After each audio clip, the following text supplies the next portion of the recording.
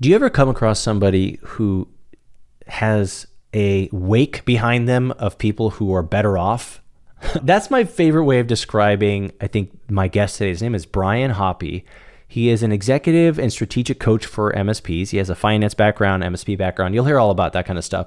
But I actually found this guy I think we met on LinkedIn and we had like one of those virtual chats or something. But his name kept coming up because all of my most successful clients were also clients of his. And so I reached out to him and realized, hey, I don't know what you're doing, but it's working and I want to know more about it. And that led to us scheduling the interview for today's podcast episode. We start the conversation about pricing and packaging, and then it turns into a little bit of a finance conversation, but all through the lens of selling and packaging your product well. So especially if you are like in an evolution of any kind of how you want to make more money in your MSP, this conversation I think is going to be super, super helpful for you. Hopefully you can tell the two Brians apart, and I'll get out of the way. Let's do it.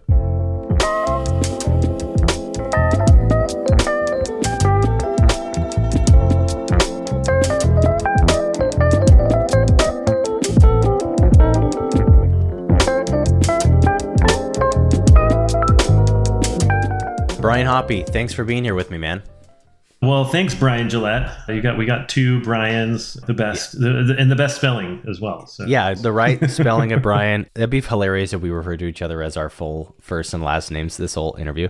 We were just talking a little bit before we jumped on the recording, and we were starting to get into some juicy stuff, so I decided to save it for a hot mic. But I'm really glad you're here because you to me represent sort of this magical in-between land in the MSP landscape between, there's all of these like operations / service delivery resources out there. Mm-hmm. And then there's guys like me who are like how you sell all of it, who have like no real formal technical knowledge. And then there's guys like you in the middle where you're you create this like holy trinity between those two extremes where you're helping MSPs actually do something with the technical stuff and ground all of the sales and marketing stuff all in service of making a business more profitable.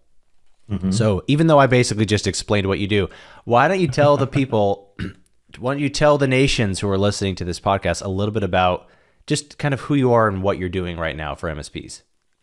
Great. Yeah. Thanks for teeing that up. And, magical, I don't know that I've ever been called magical before, but I guess I'll take it. I don't know. But no, it's an interesting and different thing than I think a lot of people are doing. So, I come from the background of an MSP owner, right? So I've been in the shoes of all the people that I serve. And I think that's that's a relatively unique space as well. But yeah, so I sold my MSP a few years back, and then subsequent to that, worked for the buyer for a little while, and then decided, hey, it's time for me to jump out there and see where I can help in a lot of the ways that I have been helped along the way when I was learning how to do this thing.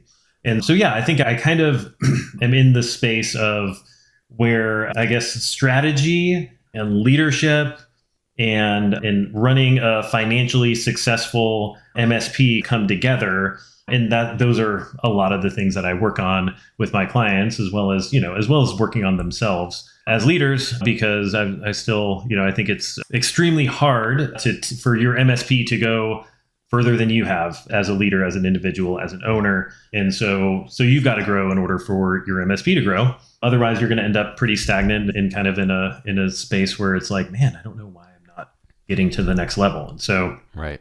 Not sure if that's the exact question you asked, but that's kind of what I had to say. That's fantastic I just want to dive straight into something you talked about, like a financially successful MSP is like, it means you have to know how to sell and get customers, but you also have to know how to deliver that service efficiently and profitably.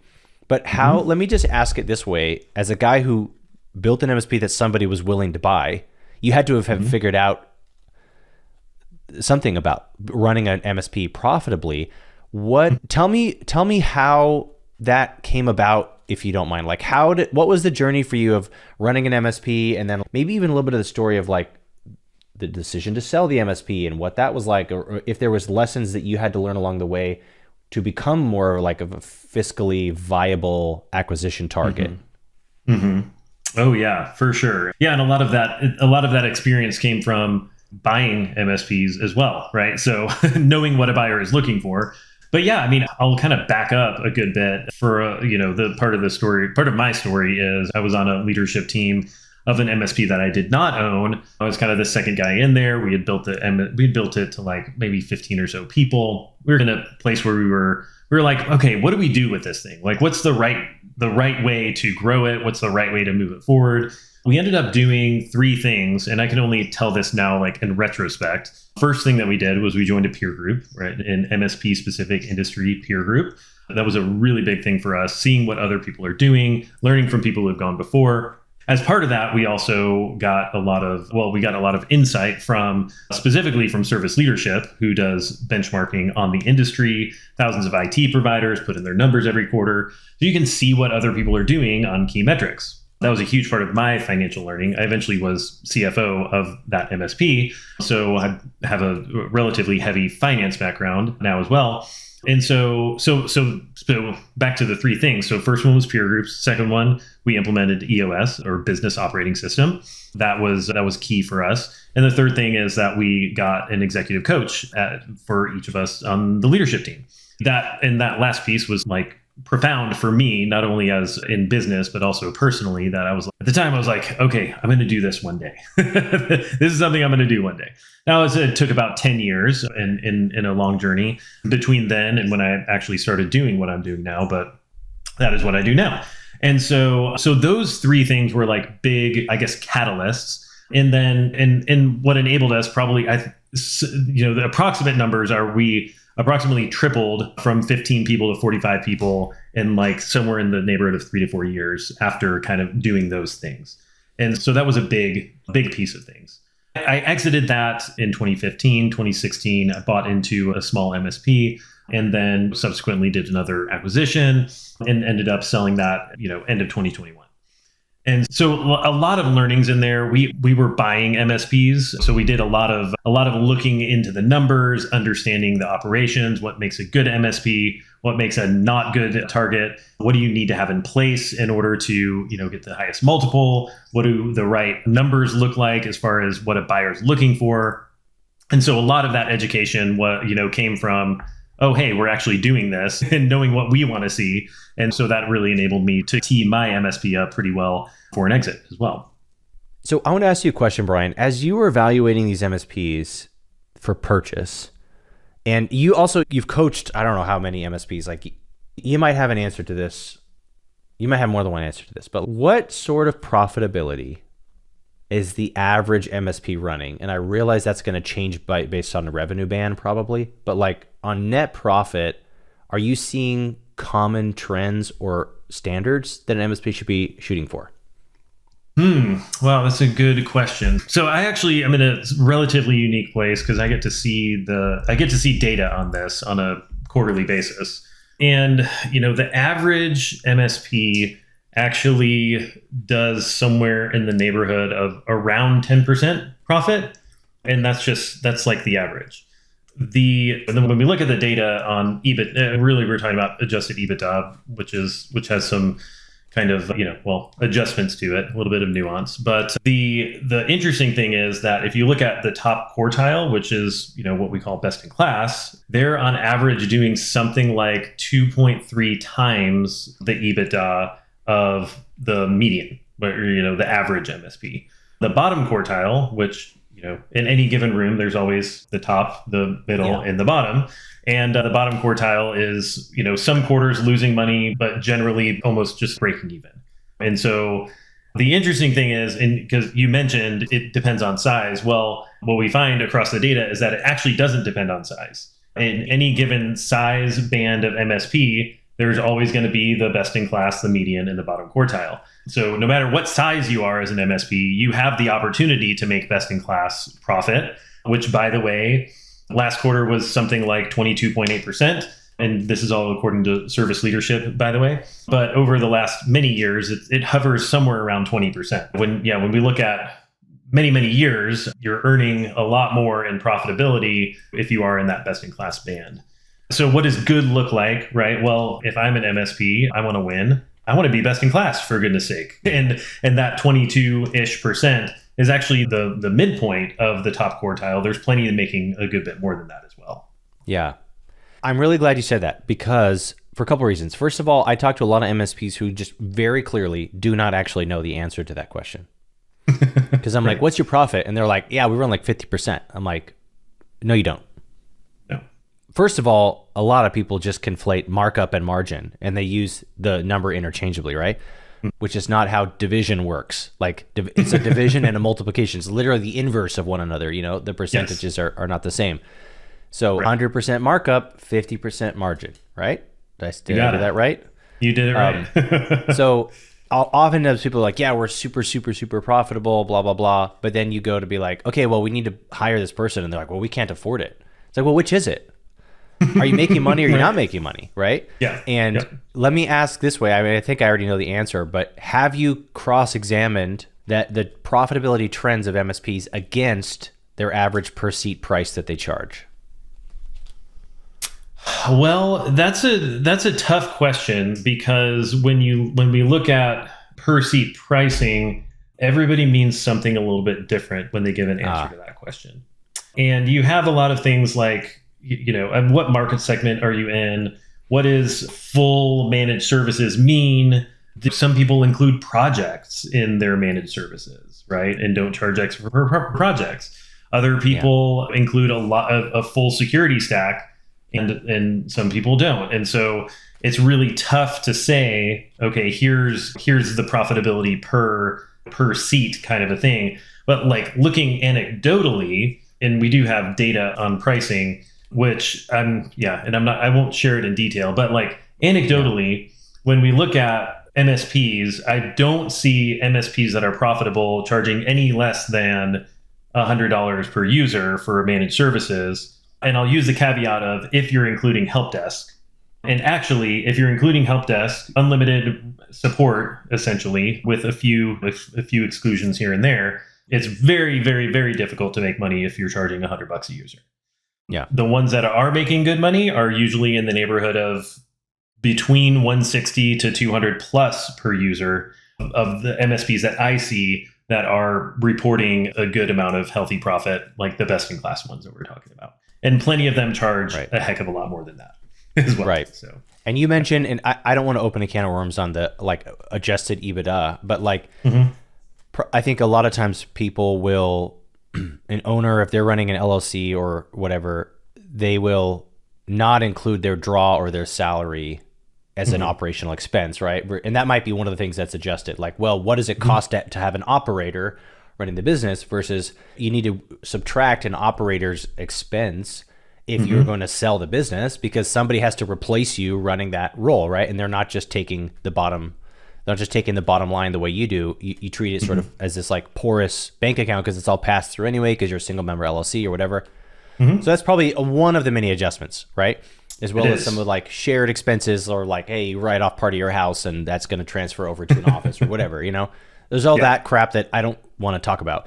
But I think a big part of what to me, one of the things that creates the most area of confusion when an MSP is comparing their quote unquote profitability to another is that sometimes they're using an adjusted EBITDA versus they're not using an adjusted EBITDA, right? They're not accounting for some of the things we're discussing.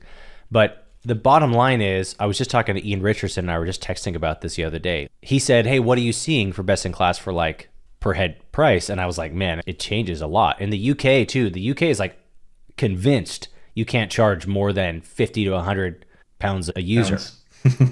And now a pound is different than a dollar, but it's also real kind of not, for them, it's still, as much. like because their cost of living is considerably higher, but they have more value on their, I think a pound is worth more than a dollar. So, you know what I mean? Like, and if you go to South Africa, it's a totally different thing. In Trinidad, it's a totally different thing. In Canada, it's a totally different thing. Of course, I recognize that.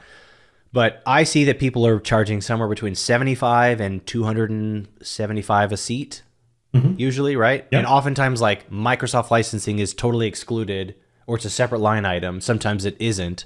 So to your point, what is it per seat is totally different for every MSP. And so it's hard to get universal data. But the case in point, the thing I wanted to get to here is that I think oftentimes when we have a bottom line issue, we convince ourselves that we have a bottom line issue when we really have a top line issue.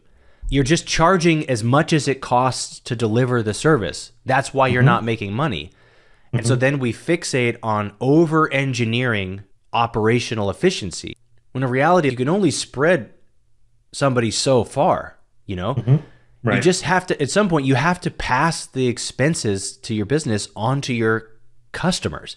You have to charge enough money to be able to make money for your service. The end. And so if you're undercharging everybody else and that's how you think you're staying in business, it's actually what's literally putting you out of business, because we also have a variable cost business. We don't have a fixed cost business. The more managed service clients you bring on, the more staff you need, right? You have hard costs with every user, but you also have soft costs or absorbed costs that cross across different clients. So you have to charge enough money to reach the next rung of the ladder of operational expenses, right? And so if you're like, man, I'm super slammed all the time, I don't have any profit, and everybody's working their ass off, the answer is you're not charging enough. That's the answer. Like very often. Again, I don't want to paint with too broad of a brush here, but I think that there's a lot of people out there trying to fixate on like, how do we get more efficient? And of course, that's a worthwhile and important pursuit. But in reality, if you just knew how to sell, there's that old adage, sales heals all wounds. There you go. You know, if you can sell a really high price and keep bringing on new clients, then you can kind of keep the pyramid scheme running. You know? You can outrun a lot of stupidity if you know how to sell. It will catch up to you eventually. But anyway, it solves a lot of those problems. I'm curious if you've seen, when you're talking about buying MSPs, what role did their revenue generation machine play in whether or not they were considered viable candidates, or even how they were valued? Yeah, that's a really good one. I think it definitely plays a part. When we look at valuation, we most often think EBITDA, right? And then you get some multiple of EBITDA. Well, yes, and there's a lot of factors that affect what that multiple is. Right. So one of the things that a lot of people consider as they're buying is what we call the rule of 40, which is essentially saying, hey, we want the total of your top line growth and your bottom line profit to equal 40, right? So if you're growing at 20% per year and you have 20% profit, there you go. You got 40. If you're growing at 30% top line, but only have 10% profitability, I'm okay with that too. If you're growing at 10% to the top line and have 10% at the bottom line, your multiple is not going to be as good as somebody who has 20 and 20. And so it definitely plays a role in the math of all of this. Because, if I'm buying a company, I want to know that there's a sales engine running, that it's consistently adding net new revenue every single year, and that I'm going to be able to count on that in the future. And it's not just relying on one guy who may or may not stay, or who may or may not have been or the company has just been like growing by default because the clients have been growing, for instance, right? So I'm going to look at that net new revenue generation, and is there an engine in place for that? Right. I love that answer. That's the finance guy answer. Like, you just gave me the perfect spreadsheet answer of it is worth X amount of dollars. But there's two types of value. There's financial value and there's strategic value to an acquisition, right? Yep. And of course, like, free cash flow is really what we're talking about, because when you're buying a business on an EBITDA multiple, sorry if this is getting too in the weeds to the listeners here, but this is fun to nerd out about. They love it. That's why they come here, to hear two Brians say a bunch of numbers. But if you're buying, think about it this way, right? Now, I'm the dumbest person to ever talk about this topic, so you fill in any cracks here, Brian, because you've forgotten more than I'm ever going to know on the topic. But if you're buying a business with an EBITDA multiple, that means you're saying, I'm going to give you, and let's use a number of, I'll just pick a number out of thin air and say 5. That's what you end up paying. 5x adjusted EBITDA, right? Like, I'm saying if nothing changes, I will break even on this acquisition in 5 years. Fair statement? Okay. Yeah. Minus purchase costs and other things like that. But yeah, let's go with it. Yeah. I mean, I'm following. I'm following. For oversimplification, right? Yeah. If the cost of this free cash flow that I'm getting is this much money, and There's a lot of earnouts and seller financing and stuff in our industry, of course, depending on who's buying. If it's an MSP buying another MSP, they don't usually have a big pile of Saudi money that they're shelling out the way that PE firms do, right? Yep. So maybe there's this book called 12-Week MBA who has this amazing definition of value that I'm going to butcher, but when you place a value of a shareholder or a share price value, the value of a business is it's a discounted projection of its future revenues. And you discount it, yeah. Right? Sorry, go ahead. No, I follow. Go ahead. And of course, the discount that you would impute is determined based off of the risk factors of how likely the revenues are to continue and what variables might impact gains or losses to the revenues in future against the revenues today. So if you have a machine, if you can show me that you've brought on 12 net new logos a year for the last 3 years, then I might not get to discount your future revenues as aggressively as if you showed me you've gotten 3 new clients in the last 3 years. Right. So because then you could actually, you could impute some of those projected net new revenues because you're saying, no, I will get 10 new clients a year, period. And you could go for more dollars because you can essentially sell people the promise of future revenues that you haven't yet gained because you have a proven track record. At least you can pull the needle on the actual dollar amount forward, at least a little bit, right? An adjusted amount without saying, yeah, hey, pay me an extra $1 million because I got a killer sales guy. That's not what I'm talking about. You can actually prove and show this is what is happening. Look at all of the data in place. We have this revenue operations division that is creating organic revenue. And then we have this inside sales team that is expanding that revenue and sticking that revenue. That's how you get EBITDA multiples is you can prove that revenue is not one-time revenue. You're going to keep getting it year over year. Yeah. Why are we saying all of this? That everything that imputes a higher valuation for your company are also things that will just frankly make you more money. There you go. Yeah. I mean, it's true. Yeah. And if you put yourself in that buyer's seat that you're talking about, right? Hey, as I'm running those numbers, I'm trying to figure out, okay, how much value is it going to generate over the next how many years? I'm discounting it based on time value of money and all the other things that you were just talking about. So I can actually, by the numbers, justify paying you more because of what you've been able to do in the past and my belief that that's going to continue into the future. Yeah. And it's just a belief. It's a guess, but it's probably a pretty good guess if it's been happening for the last few years. Right. Exactly. But I want to pivot a little bit and ask you some questions about, we're talking about pricing. I want to get into packaging and sort of offers a little bit because I think this is, to me, probably the most important topic of conversation in the channel right now, in my opinion, is the actual architecture of the offer itself. I can get into the weeds of what my theories are because I think, as I've said on the record many times, I think the MSP of the future will be a VCSO or will be not at all. I think VCSO right now is an amazing upsell, cross-sell to your existing clients who now have higher standards for like governance and compliance. But in the future, when managed services eventually actually means something, like the way that CPA means something, you can't just like get a degree in economics and then put CPA after your name. Right. Makes sense. But today, you could just go to a Kaseya trade show with a credit card and then leave and put MSP on your website and nobody can stop you because it doesn't technically mean anything, right? It just means what we decide it means. In the future, when it means something, I think that the offer is going to be really, really critical. What I'm getting at is you probably talk to a lot of MSPs and see what they're actually offering. What are some of the best practices you're seeing for MSPs who are succeeding, not only in bottom line success, but also in top line success, like they're selling well? How are they sort of positioning the offer of managed services? Yeah, I think that's a good question. And it goes back to a little bit of what you were talking about earlier, right? There's multiple ways to price services, right? So you can go and find out what your competitors are charging and then say, well, the market is charging this. Here's what the market can bear. So I'm going to price like that. You can look at all of your costs that you have to deliver the service, including your people and your tools and everything else, and then say, well, I want to earn this percent of margin. So I won't even say the other M word. Yeah, I want to earn this amount of margin. And then you can price according to that, right? Well, those are two relatively immature ways of going about pricing your services. The best way of going about pricing is value-based pricing, right? Because I'm talking to a sophisticated buyer.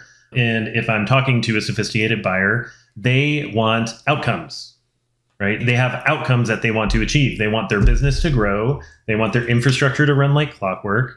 They want to know that they have a reasonable level of security for what they can afford. And they want to have a conversation about strategy as opposed to, the nuts and bolts of the firewall and that kind of a thing, right? And so if I'm talking to the right buyer and I'm having the right kind of value conversation, and I've heard you say this multiple times, you can be the most expensive person, and you probably should be the most expensive if you want to have that kind of weight when you go and talk to a buyer. And so I'm looking at, okay, how do I price it based on value? I'm probably not going to talk about per user pricing hardly ever in an initial sales conversation. I'm going to say, Mr. Customer, this is going to be somewhere during qualification. I'm going to say, hey, this is going to be somewhere between $7,500 and $10,000 a month. Does that fit within your budget, right? As opposed to, well, it's looking like it's going to be about $187.50 per user. Yeah. Well, do I have to do that math? No. I mean, so it's how you have the conversation strategically. It's how you present it, and generally speaking, save the per user for the back end or for a conversation between you and other MSPs. Mm-hmm. I like that. So you're saying present one clean number with the full bill of outcomes rather than getting too into the nuts and bolts of how you came up with a number. Correct. Yeah. I like that. And I think that stretches to, once again, a sophisticated buyer doesn't want to choose between good, better, or best. They want a strategic advisor who's going to say, hey, we've really thoroughly evaluated your environment and we understand your strategic goals as a company. And so us being the expert, we're saying, here's what you need.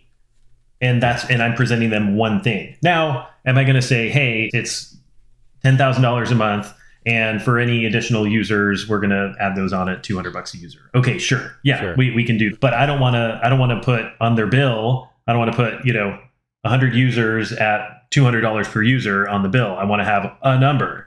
And then you do all that other stuff on the back end of your PSA, for instance. But that's getting into a little bit of the weeds. But yeah, I mean, I think you're spot on there.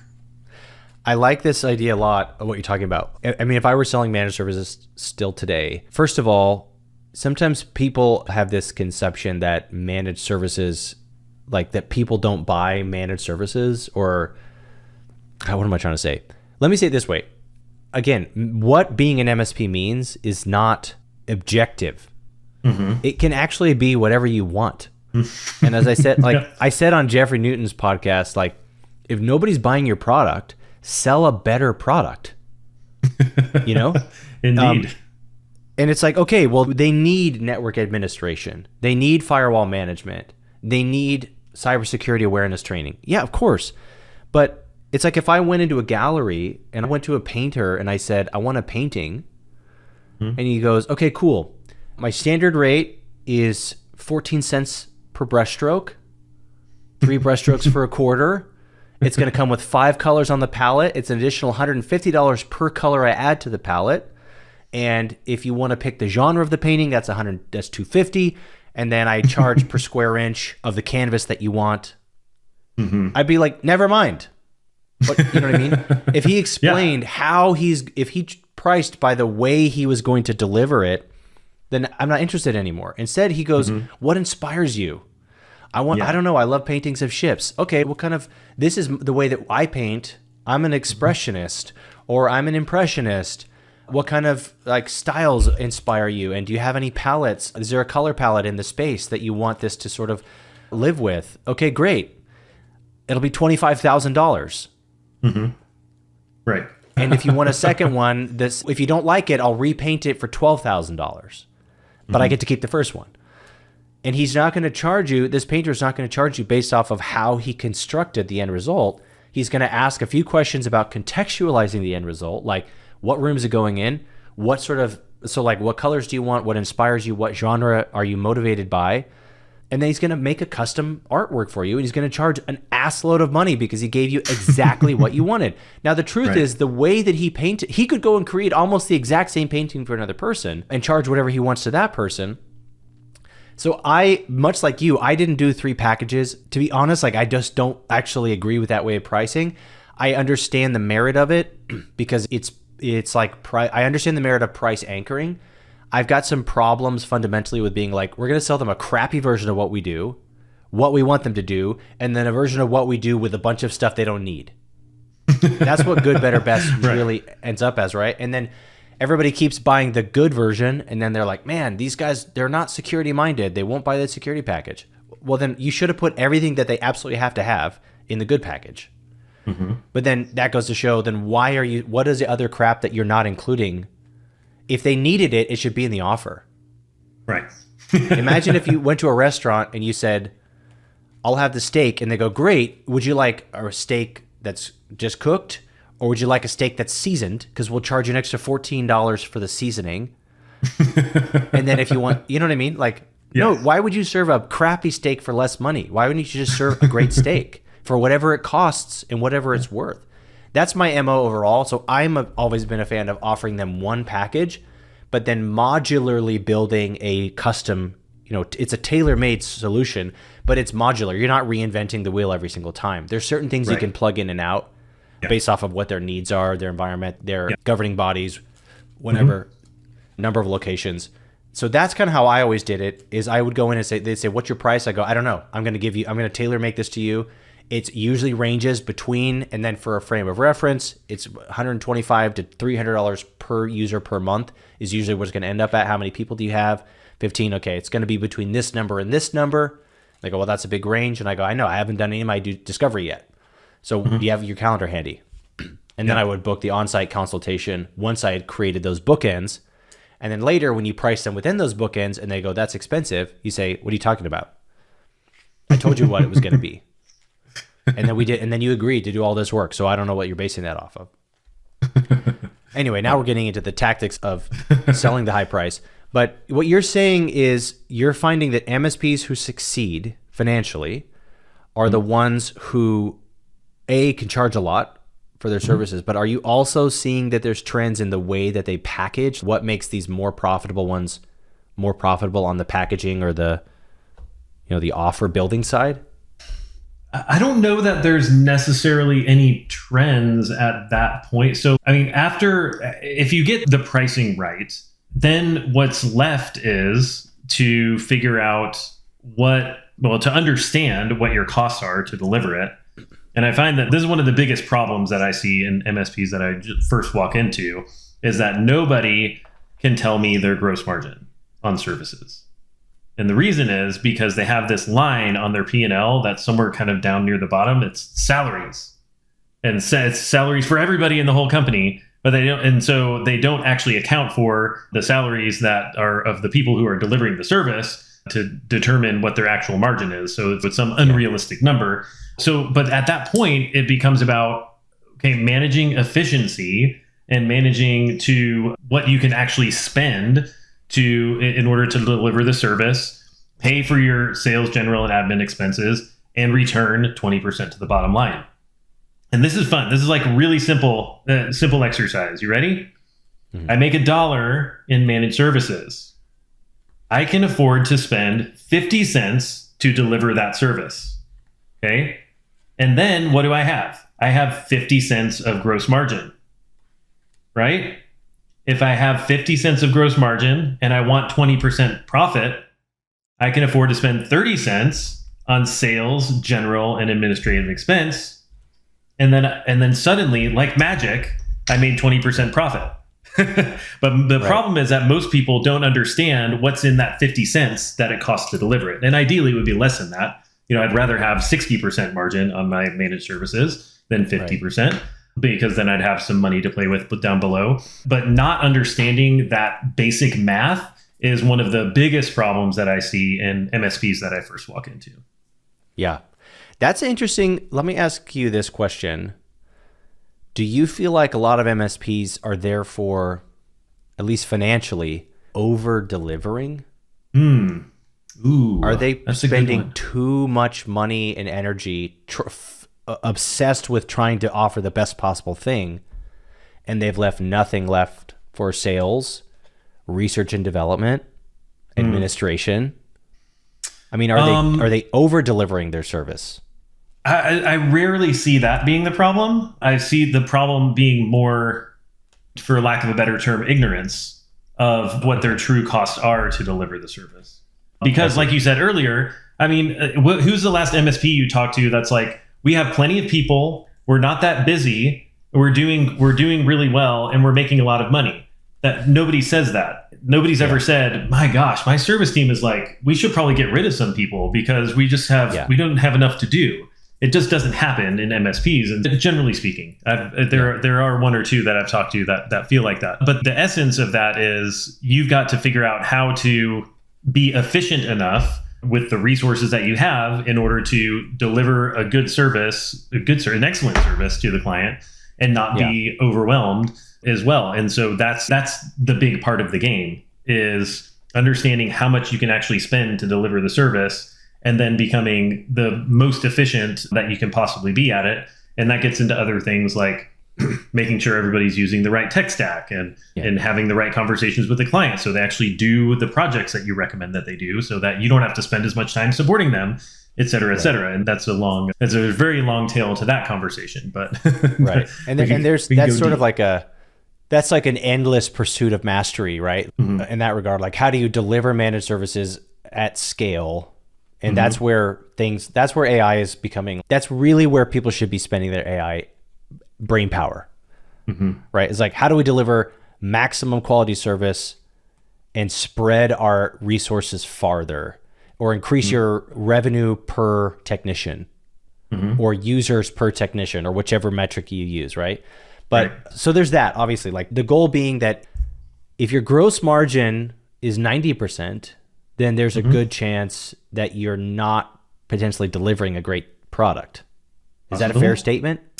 Or you just charge, or you're a sales genius and you're charging $1,000 a seat. There would be that as well. I've never seen anyone's true gross margin that high. The usual explanation for it is they're not accounting for their costs in the appropriate way, and they're just calculating it wrong. But in theory, yes, if you're charging $1,000 a user, then sure, you could probably figure out a way to spend only $100 a user supporting them and make 90% margin, and that would be very nice. Right. But so the reason I'm saying that is, like, when you're calculating CAC, customer acquisition cost, there are some general rules of thumb, and it changes by industry and all sorts of things. Like in SaaS, I think the average SaaS company definitely spends more on CAC than they do on service delivery. Sure. Yep. By a long shot, right? Because of the nature of, that's why SaaS businesses get 13x EBITDA, because you double click and you just launched a new client, you know? Yeah. 13x revenue or more a lot of the time. Yeah, exactly. So their valuations are like make believe because of the strategic value and because of frankly the really high cash flow. Once you build the infrastructure, it's really easy to add new clients. But for managed services, of course, it's a very complex service to deliver, and it requires expertise, and that expertise costs money.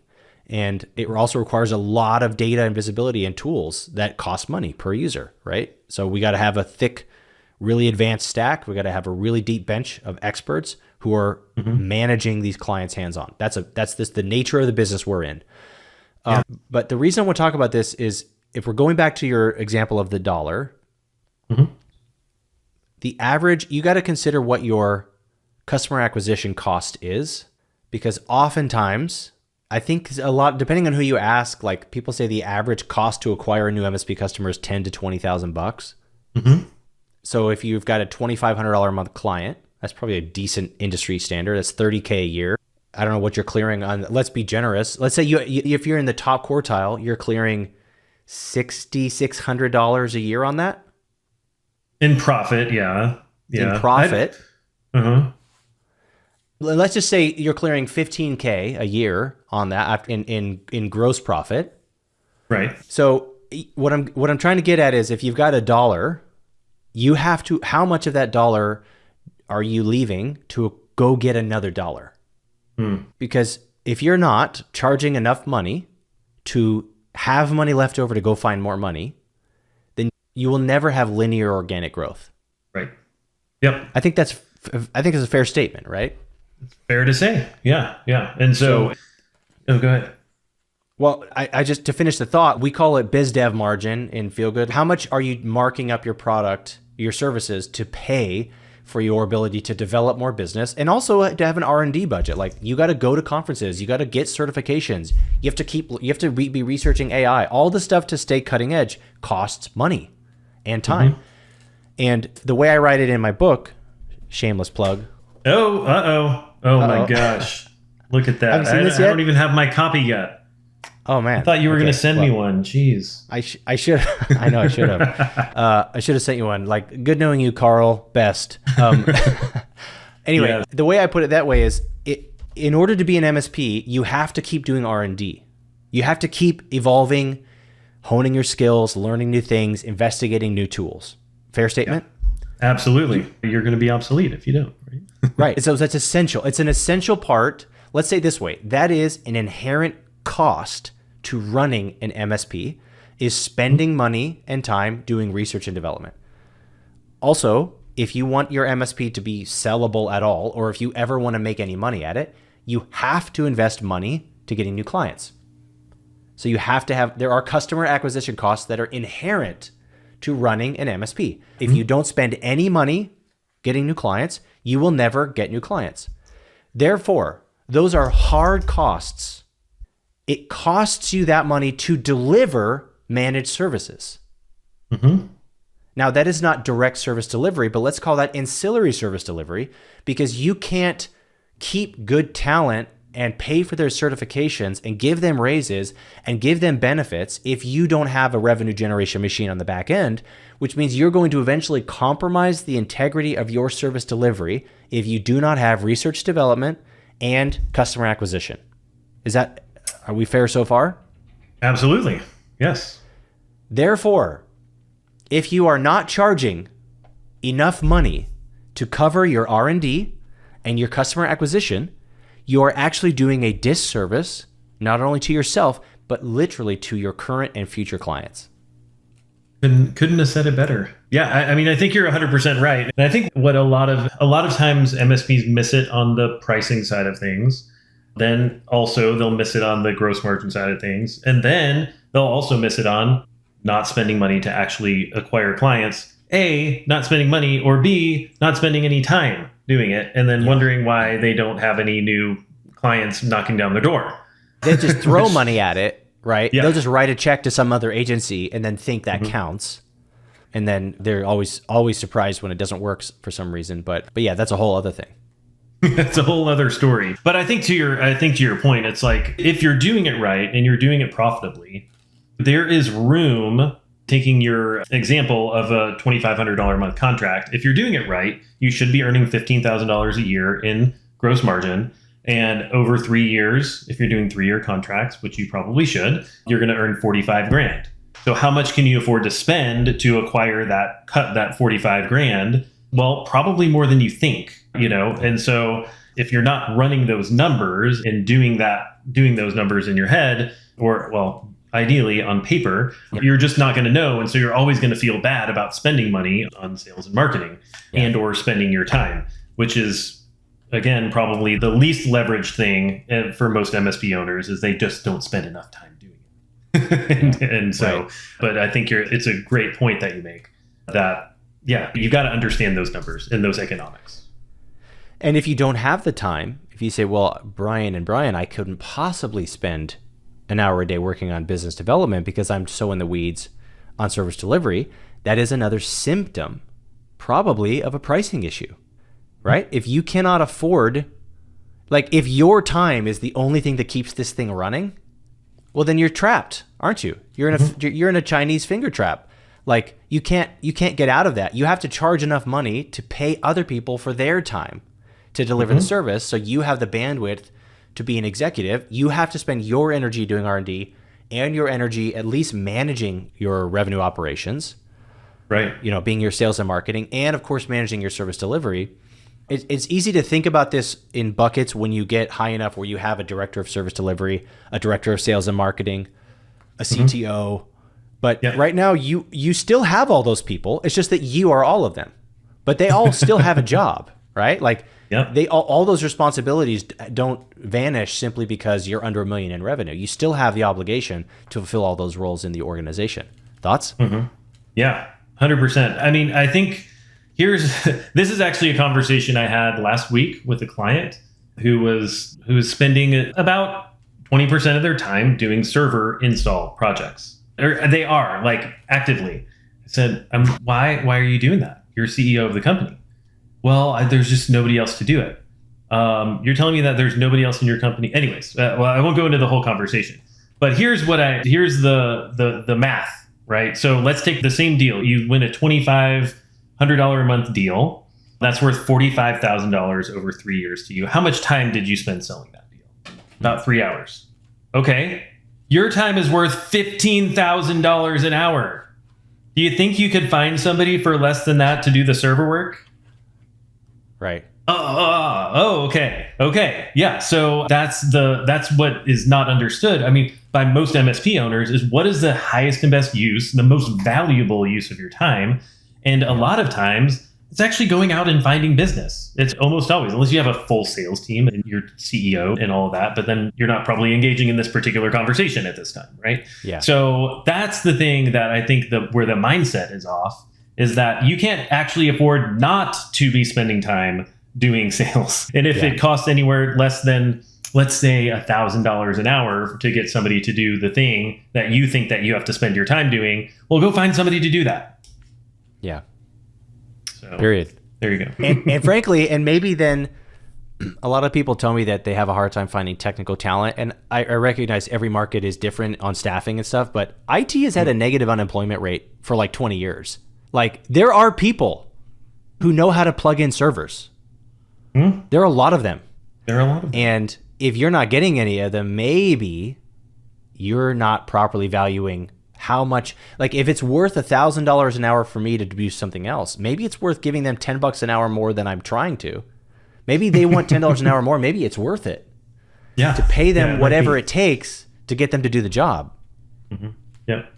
And I will say this, like, it's to your point as well, the folks who are having a hard time finding people, well, let me just say this. I could introduce you to 4 people in the industry that have no trouble finding the right people for any of their clients, right? And by that, I'm talking about recruiters. They don't want to use recruiters usually, but there's a reason that they're good at what they do and a reason why they get paid well to do it. And so anyway, I'll leave that one there as well. Right. Yeah, there are people. Yes, you can find people, and it's probably worth more money than you're admitting to get the right people in the right seats. If it means you get to put your energy on, as you put it, the highest and best use of your energy. I mean, I think this was a pretty solid rabbit-trailed masterclass through a way of thinking about the finances of the business. Because, you know, when we say sales don't really heal all wounds. Good sales heal all wounds. And if you keep bringing people on at a markup that you feel is right, but then a 50% markup, thinking that now you've got a 33% margin on that, right? So if you're trying to run a high gross margin, you need to charge enough money to be able to pay yourself and every division of your business to do their job. And then, of course, each of those divisions needs to be in the constant pursuit of getting more efficient at delivering their outcomes without having to spend more money, of course. But if you are running into some of these problems where you're feeling like there's a bottleneck somewhere and you either never have time or you never have any money, there's a good chance it's because you are not getting enough money for your time. There's a great chance of that. Yep. Yeah. Absolutely. Do you have any other sort of just Easter eggs here, just like words of wisdom? Let me say it this way. If there's an MSP who's here who like really wants to get their MSP ready to sell, or they really want to be ready to go buy an MSP. Let's start with the first one. They really want to get their MSP ready or at least able to sell. What's one thing you wish you knew that you know now that you wish you knew then for somebody trying to get to that position? Yeah, I would say always keep it ready to sell, right? So A lot of people will say, hey, yeah, I know I'm not making that much in profit right now, but by the time I'm ready to sell, I'm going to start making more profit. That doesn't happen magically. If you think about, okay, well, what is all going to need to be in place by the time I sell? Do that now and don't wait to do it later, because you also don't know what could happen, right? I mean, you could die, and then your spouse is going to have to figure out how to try to sell this business that's not making much money. You don't want to do that. Right. In bonus, if you figure out how to be more profitable now, you're also going to make more money now and in the future when you go to sell it. So that's probably the biggest thing is figure out what the factors are that make a good business valuation, of a lot of which I could tell you. And the biggest one by far being adjusted EBITDA, and improve those. And your business is going to be better all around for it than if you decide that you're going to try to do that later on down the road. That's good advice, man. Okay, how about this then? MSP who wants to buy another MSP. You probably evaluated a lot of packets, right? Yep. What's one thing you wish you knew at the beginning of that journey that you know now? Maybe even a hard lesson learned or something you absorbed somewhere along the way that would have helped you to know at the beginning? Oh, there's so many lessons along the way. Yes, I've looked at dozens, if not well over 100 deals throughout my career for buying. You have to have a lot of spare time to do it. So if you're thinking, hey, I'm going to go buy companies, well, you're going to look at 20 deals before you find one that actually makes sense to do. And then maybe half the time they don't work out after you go to LOI. So you've got to have time and you've got to have funding. And if you haven't done it before, then you probably need somebody advising you on the buy side, because otherwise you're going to make some mistakes, and those mistakes can be very, very expensive. I love it, man. This is a good place to end the interview, but I'm going to throw in one little bonus nug. Ooh, all right. One little nug that I'm thinking about right now. We're talking about profitability. A lot of people are, there's the what's this guy name wrote the like Profit First book, like whatever, that, and then food for thought. When you build a revenue operation machine, oh boy, this is going to turn into a long anecdote actually, but I think it's worth it. So I had an opportunity a few months ago to invest in a business, a small business. A friend of mine was going to buy from their employer. I had known the employer for many years. It's a flower business that was like theoretically profitable, but also very project based, and they did floral arrangements for like luxury weddings. So big, $20,000 to $50,000 floral arrangements, big weddings. Okay. In LA, that's a bigger deal, I guess. Anyway, I had this opportunity to basically I could have sunk $10,000 or $20,000 into this business to help them buy it. And I was running all the numbers. I was like, how much money would I make on this thing? And I realized as I did that, I went back to evaluate, well, what would I do? What would $10,000 in my business do? And my CAC to LTV ratio is depending on, I believe in only truly equating fully absorbed CAC, equating sales salary and sales commission and marketing salary and marketing tool stack and advertising spend. Because if you're just looking at one of those variables, then you get this masturbatory figure that makes you sound better than you are, but it doesn't matter, because at the end of the day, look, the bottom line is the only line that you can write checks from, Yeah. So anyway, my LTV to CAC is over 5-1. So I have an under 20% CAC to LTV. That means if I spend $1 getting a customer, I will make $5 from it.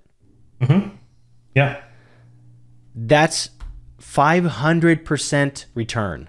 Find me any other investment in the world that you can predict within 12 months a 500% return on your dollar. There's not many out there. Yeah. So and so that would be the opportunity cost of you investing that $10K in your friend's business, right? Right. So hey, I could make 30% a year on it and have an equity stake in this other business. It's that's worth nothing. Okay, I make $3,000 a year, so I get my money back in 4 years. Why would I do that when I could get 5 times my money back in 12 months in the business I already own? But it's because I have a revenue operations machine and I track the living daylights out of it. I know how much it costs me to get a customer. I just did an event, and in one day, I just told you before recording, in one day, I got a 300% top line return. I mean, let's say gross margin 325% return on that investment over the next 12 months in 1 day of sales. Amazing. So I'm going to do that event every year. Yeah. And I'm going to keep doing more and more of those events. And that's where my money should go. And now that I have that, and I've got the free cash flow and stuff to be able to sustain the life of it, et cetera. Once you've got this revenue operations machine, then you know how much of that dollar that goes into the top of your business it's actually worth investing. And the reason I'm saying this, the reason I wanted this to be in this recording is, for me right now, business is growing, right? I just checked, I'm 150% year over year growth. Amazing. But my bottom line could be higher than it is now. Mm-hmm. If I was growing less fast. Mm-hmm. Like I could just keep, you see what I'm saying? Like I could pull the $25,000 I spent on that event in as profit and I could put it in my bank account. But I know if I don't pull the $25,000 and I put it in an event, then that $25,000 will become $125,000. So sounds like a pretty good investment there. Yes. So what I'm getting at is this profit first thing, don't get too fixated on your bottom line depending on your short-term goals. If you're trying to grow, if you really want to double in 3 years, then you probably shouldn't be pulling 30% out of this business. See what I mean? Yeah. You should leave it all in. Mm-hmm. If that's the goal. If the goal is get this thing bigger and bigger and bigger, and 30% of a watermelon is a lot bigger than 70% of a grape. So rather than just keep yanking all the money out of your business, if you have a revenue operations machine that can turn your dollar into more dollars, then I think it's worth considering. I'm taking all of the crops from this year and I'm sowing all of it back in as I'm letting it all go to seed, and I'm going to get a field that's 10 times bigger next harvest because I ate a little bit leaner this year. So that's all I wanted to say is keep in mind that the dollars that you spend on sales and marketing are going to turn into more dollars long run. So sometimes it might be worth keeping a little bit more of the money in as expenses if those expenses are guaranteeing future dollars, and your future top line revenue will be higher. And I don't know, anything to add to that? Like, do you feel like that's bad advice? I don't. I think if all those things are true that you were saying, then it's perfect advice. The problem is that most MSPs haven't figured out what's actually going to generate them that new business. And so you got to figure it out. But once you figure it out, if you can find something that returns 5 to 1, then go all in, because then, as much as you can sustainably go on it, because that's what's actually going to grow your business. So, but I would say most MSPs haven't found that thing yet. Yeah. And that's why they don't do it, right? Because it's like, well, they feel like they're throwing money away. But you've got to, once again, you've got to invest the time and the energy and the money to figuring out how to do what Brian Gillette is doing with his business in your own business also. Yeah. Mr. Hoppe, you really, every time I talk to you, I get more impressed by the stuff that you know. It's always really cool. I like that you bring such a human, and if I can say like a likability to the finance side of the business. And we didn't even talk about all the like executive coaching and all the stuff that you do as well. If people want to know more about you and what you're doing for MSPs, you want to just like give them a little blurb on what you do and how they can get a hold of you? Oh, thanks so much. Yeah, I spend most of my time on LinkedIn, or I guess that's the best way to get in touch with me. So linkedin.com/in/Brian Hoppe. That's how you hit my profile. You can check it, or brianhoppe.com. But yeah, I'm spending a lot of my time working through a lot of these things with MSP owners on one-on-one basis, and really helping them, or sometimes one-on-two or one-on leadership team, as the case may be. So, but yeah, that's how you can get a hold of me. I always respond to every message that I get on LinkedIn. So don't hesitate to shoot me a message, and always love to chat with anything MSP, with Brian Gillette or any MSP owner or anybody in the industry, really. So yeah. Yeah, man. Brian Hoppe is a good hang, and he's a lot of help, and he's a lot of fun. So I encourage anybody to check him out. Brian, thank you we went super long today, and it really means a lot. Thanks for all the time. Of course. Yeah, absolutely. Thanks so much for having me. Great conversation, man.